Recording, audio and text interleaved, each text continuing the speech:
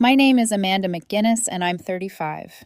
I count things for a living, hours, invoices, deductions, all of the quiet arithmetic of other people's lives. Numbers don't lie. People do sometimes without meaning to, and sometimes on purpose.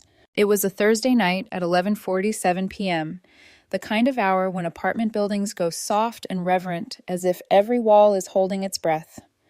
I'd just set down 2 steaming cartons of Pad See Ew on our coffee table, queued up the show we pretend to watch together, and kicked off the heels that had punished me through a 14-hour end-of-quarter sprint.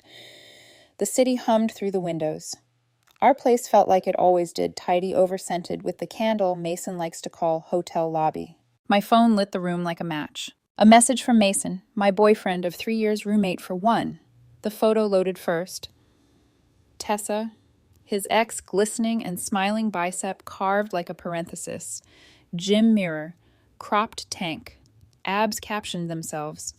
Then the text slid in beneath it with the efficiency of a paper cut. Wish you were more like her. Look how she takes care of herself. If humiliation had a temperature, it would be exactly the degree between lukewarm dinner and a cooling forehead. I stared at the screen long enough for the Netflix idle animation to scold me. Somewhere in the building, water ran through pipes like distant applause. I typed 2 words back, me too. He read it instantly, left the message there like a dropped fork. People tell stories about the one moment that changed everything, how a single decision rewrote their weather. But it almost never feels like thunder at the time. It feels like standing in your living room with your shoes off your dinner, getting cold, and the person who knows your social security number sending you a thirst trap of the woman he used to sleep with. I know things about Tessa that Mason doesn't. Not secrets, public math. A friend of mine works at her company. She's single. She dates around. Great shape, yes. Great discipline, yes. Also makes 40% less than me, according to her own brag post salary band. Studio apartment, no car, travels light, all valid life choices. But Mason didn't send the resume. He sent the abs. Here's what Mason doesn't know about me.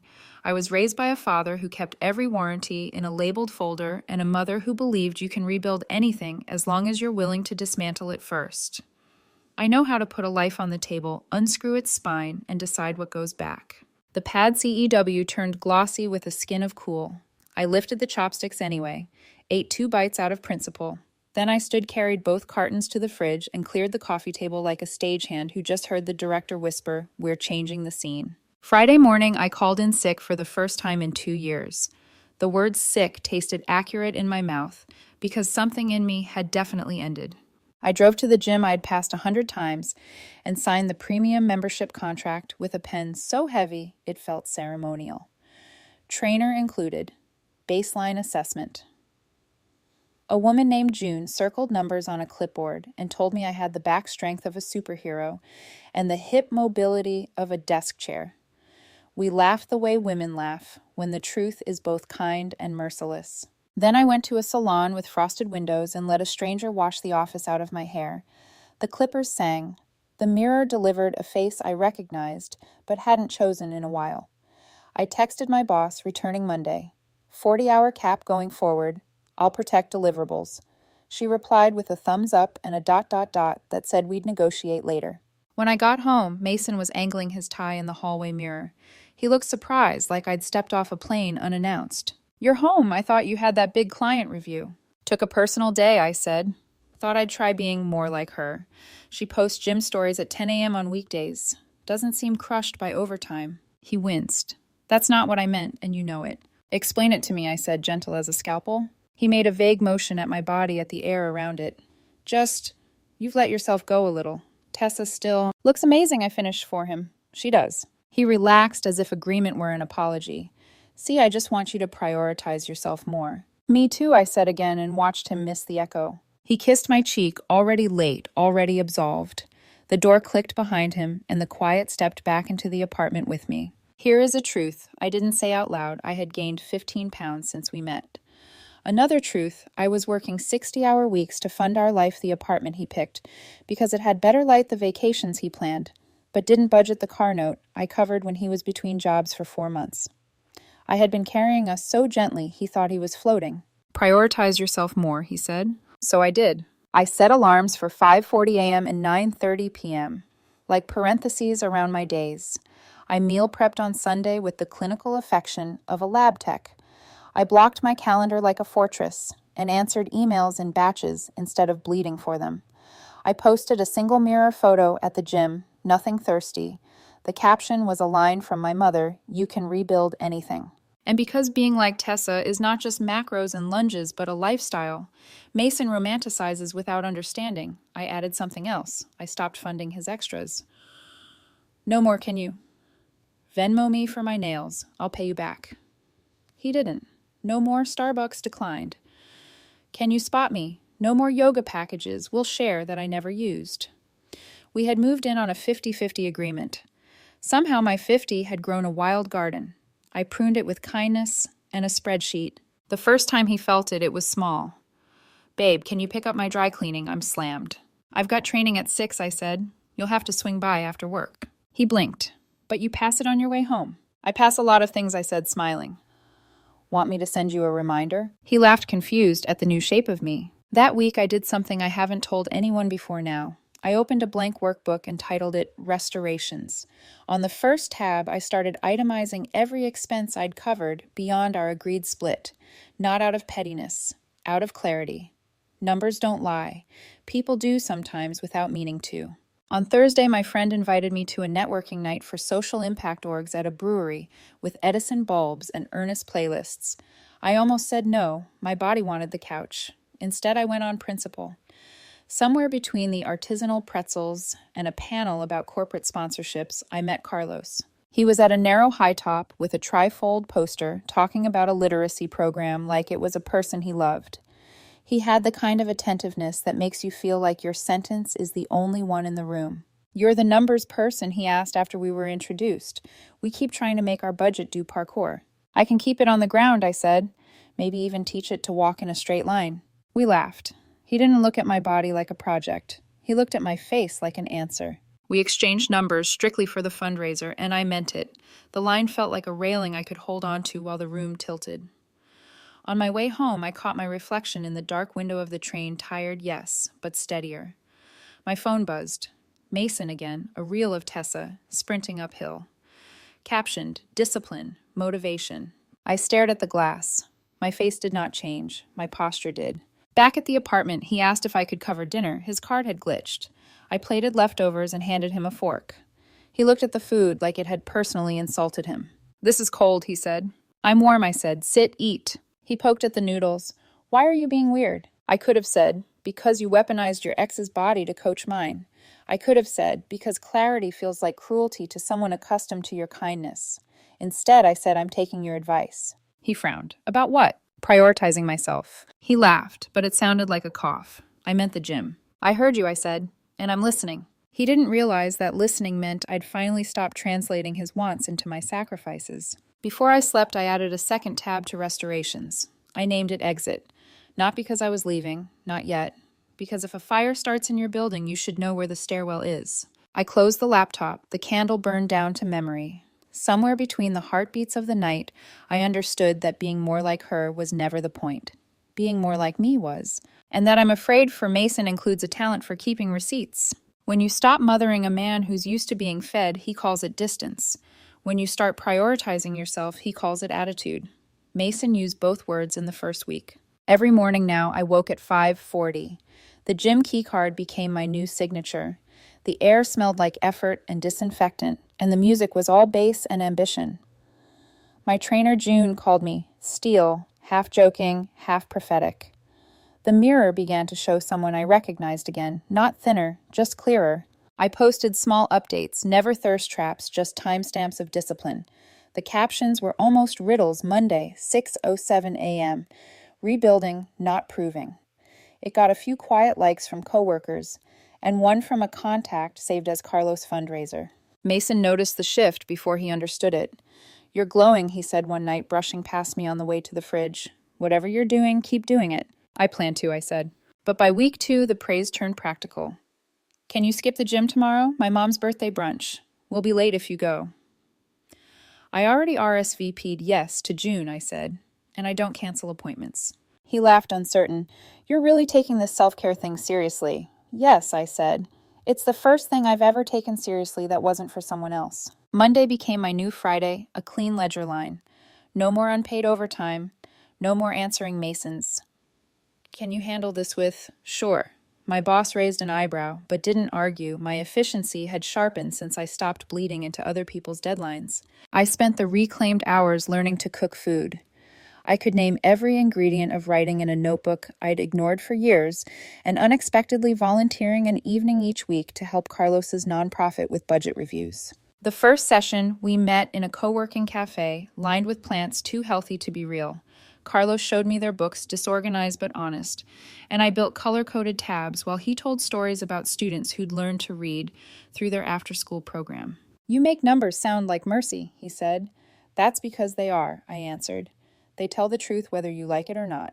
He smiled at that, the slow kind of smile that lands softly but stays. When I got home, Mason was on the couch scrolling through Instagram. Who's Carlos? He asked. Volunteer coordinator for a literacy project, I said, slipping off my shoes. He turned the phone toward me. My gym selfie filled the screen. He liked your post. He also liked our charities page, if that helps the math. You don't even know him. I know how to read balance sheets, I said. That's enough for now. The conversation thudded to silence. He wasn't jealous because he thought I'd cheated. He was jealous because I'd stopped asking permission to exist. By week 4, the domestic equilibrium cracked. He forgot to pay his half of the rent. Twice. When I asked, he said, "Babe, it's been a rough month. You know I'll Venmo you soon." I've heard that one, I said lightly, but made a note in my restorations file, tab 3, delinquent pledges. I'd stopped nagging him, stopped cushioning his falls, and it scared him the quiet of accountability. At dinner one night, he tried to pivot. "You've been different," he said carefully. "I know. It's not bad, I guess. You just feel distant." "I'm closer to myself," I said. "It's the same square footage, just rearranged." He frowned like I'd said something in another language. Thursday night, Carlos texted a photo of the fundraising venue, a modest hall with terrible lighting and good bones. "Think we can make it look less like a tax seminar?" "I can help stretch the decor budget," I replied, "and maybe the timeline too." He sent a thumbs up emoji and added, "Appreciate you more than you know." I stared at that message for a minute, not because of what it said, but because of what it didn't say. There was no flirtation, no agenda, just gratitude, a normal human emotion I hadn't been offered in months. Mason came home late, drunk loud, perfumed with gin and attention. "Went to happy hour," he said, tossing his jacket. "You never go anymore." "Happy hours end too soon for me," I said. He blinked. "What does that even mean?" "It means I've learned to enjoy the other 23. He rolled his eyes. "Don't get all cryptic philosopher on me. Just saying you used to be fun." "Fun," I repeated. "You mean available. Same thing." He staggered toward the bedroom. I stayed in the kitchen, finished entering receipts from the fundraiser into a shared sheet, and scheduled a call with Carlos for Saturday morning. Mason mumbled something from the hall I didn't catch. I didn't ask him to repeat it. 2 days later, Carlos and I met in person at the hall again. We rearranged tables, set up the sound system, laughed over how awful the fluorescent lights were. At one point he said, "You always look like you're solving something in your head." "I am," I said. "Must be nice to know what you're building." "It's terrifying," I said, "but yes." He looked at me a moment longer than polite, then nodded. "Whatever it is you're doing, great." That night, when I came home sore and smiling, Mason was waiting, arms crossed. "Where were you at the fundraiser venue? We had to—" "With him with the team," I said. He scoffed. "You're spending more time with that guy than with me, because he actually thanks me for it." He stared, mouth pardoning like he'd misheard. "You're seriously comparing us now?" "No," I said quietly. "That's your specialty." Later in bed, he turned away when I reached for him. The distance between our backs felt like a state line. I looked at his shoulders and wondered how long it had been since I'd felt safe there instead of responsible. People think relationships die from cheating or lying. Sometimes they just starve from honesty withheld too long. I closed my eyes and whispered not to him, but to the room. Becoming her isn't the goal. Surviving him is. And in the dark, my phone buzzed. A message from Carlos got confirmation. Corporate sponsor approved. Couldn't have done it without you. I smiled, small and guilty. Then I turned off the screen and wrote in my notebook, Phase 2, stability achieved. Emotional ROI pending. Because the accountant in me had already begun balancing the books of the heart. 2 months after Mason's late-night text, I was no longer the woman who came home to microwave dinners and unpaid gratitude. My calendar was carved clean work. Gym, nonprofit, sleep. Order, balance, clarity.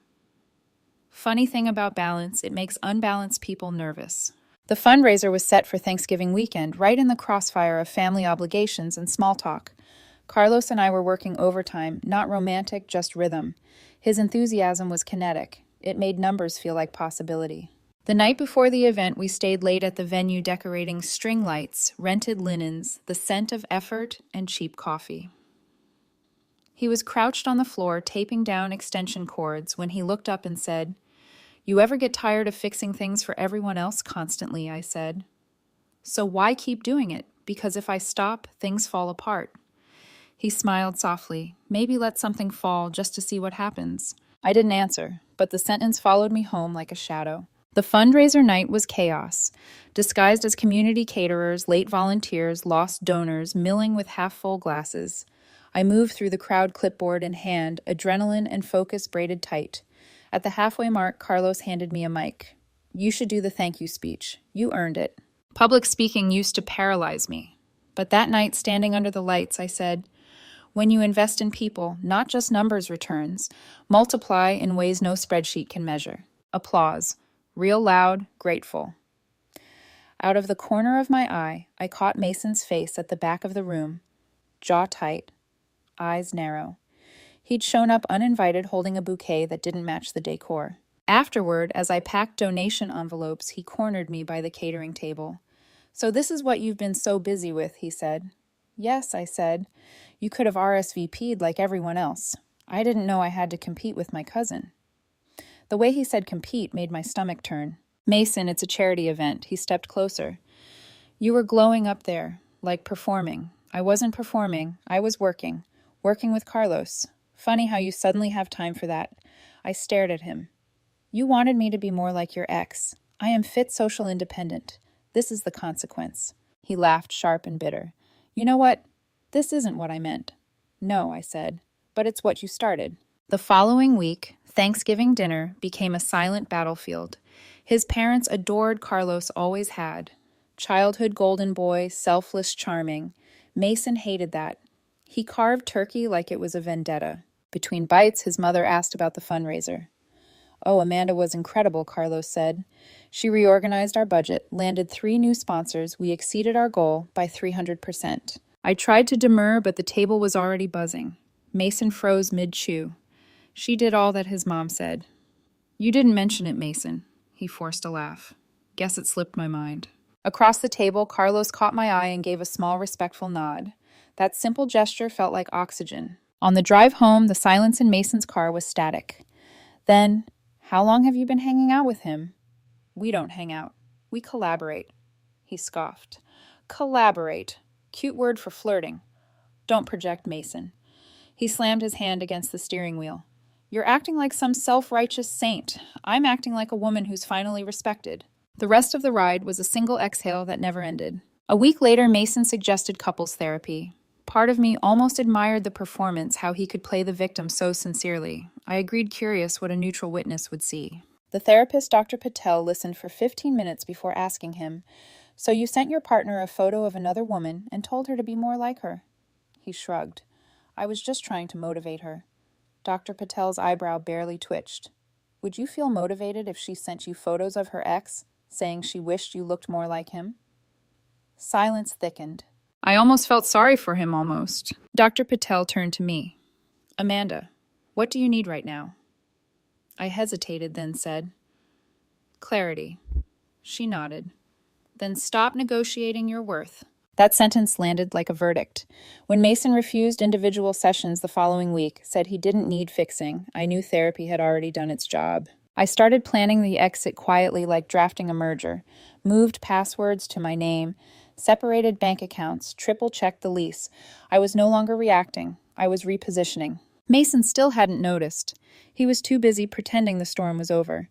He started buying groceries again, leaving notes that said, "Miss your smile." I almost smiled reading one, then I remembered how it felt to receive that gym selfie and my chest turned to stone. Carlos, meanwhile, sent updates about their next project, a 5K charity run. His texts were light respectful. You make things better. Hope Mason knows that. He didn't, but soon he would. Because when you give someone every chance to value you and they choose comparison instead, the most polite thing left to do is leave the receipt on the counter and lock the door behind you. By December, the air inside our apartment felt different, like it knew something was ending before we did. The windows fogged faster. The silences stretched longer. Even the walls seemed to brace for impact. I'd stopped explaining my schedule to Mason. He stopped pretending to understand it. We orbited one another like exes who hadn't signed the paperwork yet. But I had. Notarized and everything.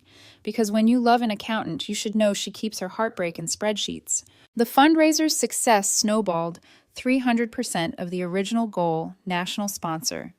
Interest articles quoting Carlos and Amanda McGinnis, financial director. When Mason saw one of those posts, his expression folded into something between disbelief and rage. You didn't tell me they were calling you that. I didn't know they would. You're not their financial director. I am now, I said quietly, unofficially at least. He threw the phone on the couch. You're doing this to punish me. Punish you, I asked. By doing work I'm proud of. You know what I mean, parading around with Carlos. I tilted my head. Working with Carlos. You keep adding verbs that aren't there. That was when he crossed the line, not with violence, but with contempt. Don't play coy, Amanda. Everyone can see it. You're trying to make me jealous. I looked him dead in the eye. Why would I want a reaction from a man who thinks humiliation is a love language? The next morning I printed something. 2 copies. One for him, one for me. It was a notice to vacate. Legal, polite, dated. He found it on the counter after work. What is this 30 days, I said. You can stay until the end of the month. Then I'd like my home back. You can't just evict me. We live together. Your name's not on the lease. Are you serious right now? As serious as you were when you sent me another woman's body as motivation. He laughed, desperate, wild. You're insane. No, I said, handing him a stapled printout. I'm organized. The second document was worse for him, a full financial ledger of our relationship. Every rent shortfall, every spot me until payday, every brunch and birthday gift I'd quietly absorbed. Total $47. $832. You tracked this? I track everything that drains me, I said. That's psychotic. No, that's accounting. He threw the pages down, muttering, You think you're so superior? No, I said softly. Just done. 2 days later, Mason's sister Rebecca called. Hey, she started falsely sweet. Mason says you owe him for stuff he bought for the apartment coffee maker, pillows, that kind of thing. I have receipts, I said. He's welcome to collect whatever he actually paid for. The total won't reach $20. Rebecca hung up. An hour later, I got a text from Mason. You'll regret this. You're throwing away 3 years. I stared at the screen. Then I typed back one line. 3 years of what? No reply. Days blurred into a rhythm of self-preservation. Gym, work, sleep. No more fights, no more explanations. I blocked him on social media, but not before watching him post a half-naked mirror selfie captioned, Leveling Up. Some people can't handle growth. I didn't even roll my eyes. I just took a deep breath and folded the last of his laundry into a box labeled Final Inventory. The last straw came one Saturday afternoon. I was at a cafe with Carlos finalizing the grant report when Mason walked in. Not a coincidence, he'd clearly been checking my location. He strode over loud enough to turn heads. Really, he sneered. This is your new boyfriend, Carlos looked up calm as weather. We're working Mason. Mason snorted. Yeah, I bet. I stood. Stop! He ignored me. Eyes locked on Carlos. You know she's using you, right? She always needs someone to fix her. Carlos stood 2 taller, quieter. I don't fix people, he said. I just respect them. For a moment, everything froze, the hiss of the espresso machine, the hum of quiet scandal. Then I said, Mason, leave. He hesitated. I mean it. Before I call security. He left, cursing under his breath, the bell above the door, jangling like applause. Carlos exhaled. You okay? Yeah, I said. I just didn't expect the performance. He's scared, Carlos said gently. People act cruel when they feel replaced. He wasn't replaced, I said. He was released. That night I updated restorations.xlx tab 5, closure initiated. Under status, I wrote in progress. Then, for the first time since this all began, I slept through the night without waking once to check the locks or my heart rate. Because the truth is, endings don't always announce themselves with explosions. Sometimes they whisper, "You're free now." And that's louder than any apology could ever be. You'd think a notarized eviction notice and 30 days of silence would end a story. But Mason wasn't the kind of man who could accept the word done if he didn't say it himself. He decided to rewrite my ending and failed spectacularly. The audacity phase. 2 weeks before move out, I came home from basketball with June to find the door unlocked. Inside on my couch, drinking my sparkling water and watching my TV was Tessa. Yes, that Tessa, the ex in the famous gym photo. Mason was beside her, smirking like a man proud of his worst idea. "Look who dropped by," he said. She needed a place to crash. Tessa stood immediately awkward, smile twitching. "He said you were cool with it." "I'm not," I said. "She's between apartments," Mason said quickly. "Thought you'd be compassionate." I took one slow step forward. "You don't live here, Mason. Guests need permission. She doesn't have it." Tessa blinked at him. "Wait, you said..." "He lied," I said. Again. Silence. The kind that eats air. Tessa grabbed her bag. "Yeah, I'm gonna go." When the door clicked shut behind her, I turned to him. "You just humiliated yourself in surround sound. You can't kick me out and make me look bad. I didn't make you do anything. You built this mess one ego brick at a time." He looked almost childlike for a second. "You'll regret this, Amanda. No one will believe you." "About what?" "The receipts. The lease. The spreadsheet." I gestured to the folder on the counter. "Believe me, Mason paperwork always wins." He stormed out, slamming the door so hard the frame rattled. The family fallout. 3 days later, the family group chat detonated. A cousin screenshot it for me. "Patricia Mason's mom. Can't believe Amanda stole her cousin's boyfriend. Gloria Carlos's mom can't believe your son sent thirst traps of his ex to his girlfriend." Then Grandma Megan, 84. "Didn't Mason do the same thing to Andrea's fiancé back in college?" Chat went silent. 5 minutes later, Andrea herself entered. "Thank you, Grandma. Been waiting 10 years." I laughed so hard I cried. For once, the truth didn't need defending, it had witnesses. The replacement phase. By the time Mason's 30 days ended, Carlos and I were still just friends.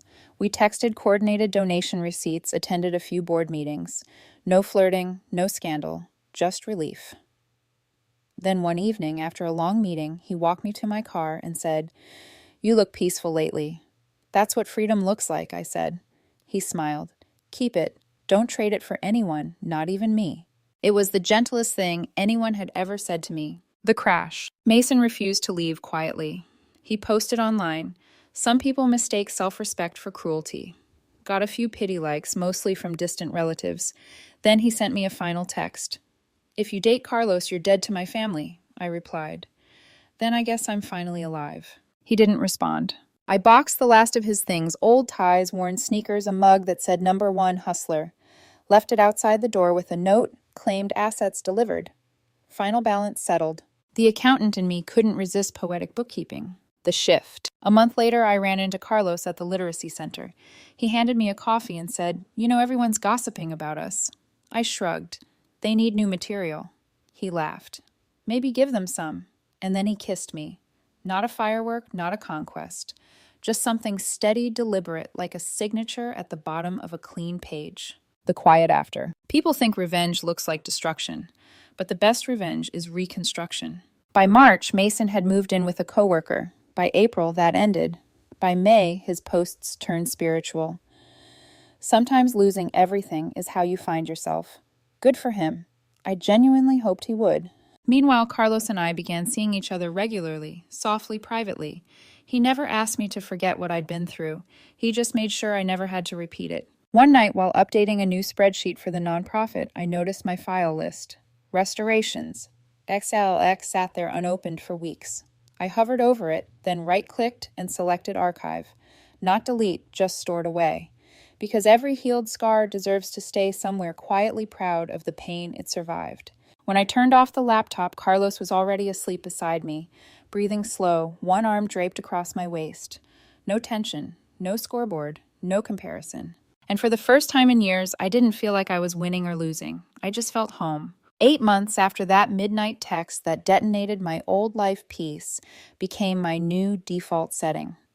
My mornings were soft now oats and sunlight instead of alarms and apologies. The gym no longer felt like revenge. It felt like breathing. And when I looked in the mirror, I didn't see the woman Mason tried to mold. I saw the one I rebuilt from scratch. Carlos and I had moved into a small house near the coast, white walls, creaking floors, quiet enough to hear yourself think. We split everything. Rent, chores, laughter, silence. He handled plants. I handled numbers. Fair trade. Sometimes he'd joke, "You sure you're done auditing people's souls?" And I'd laugh. "Only yours. Quarterly reports pending." The call before the storm. It happened on an ordinary Tuesday. I was balancing the nonprofit's accounts when my phone buzzed Rebecca Mason's sister. I hadn't heard from her in months. She spoke fast, like ripping off a Band-Aid. "Mason's spiraling again. Thought you should know." "Why me?" "Because he's blaming you." I sighed. "Let him. It's a free country." Then she added quietly, "He found out about your pregnancy." Silence. Even though I'd only told close family and the board, no social posts, no announcements, it had traveled fast. Family always finds a way to weaponize news before you can celebrate it. "He's saying you did it out of spite," Rebecca whispered. I actually laughed. "I'm having a child out of spite. That's creative accounting even for him." She chuckled weakly. "I know. I just wanted to warn you. He's posting things." "I don't follow him anymore," I said, "and I don't plan to start." When I hung up, Carlos was at the door holding a grocery bag and that half smile that could calm a hurricane. "Everything okay?" "Just ghosts trying to stay relevant," I said. He kissed my forehead. "Let them haunt themselves." The barbecue. 2 weeks later, we hosted a family barbecue to share the news officially. Nothing dramatic, just burgers, music, and too much laughter. Halfway through, Carlos raised his glass. "Everyone before the chicken burns, we have something to say."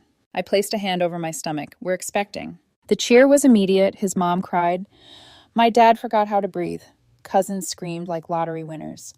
And somewhere on someone's phone, Mason's relatives were typing furiously in a group chat they'd regret later. I didn't care. For once, the future felt louder than the past. The fallout, predictable but entertaining. 3 hours later, while washing dishes, I got a call from who else, Rebecca? Her voice was half apology, half laughter.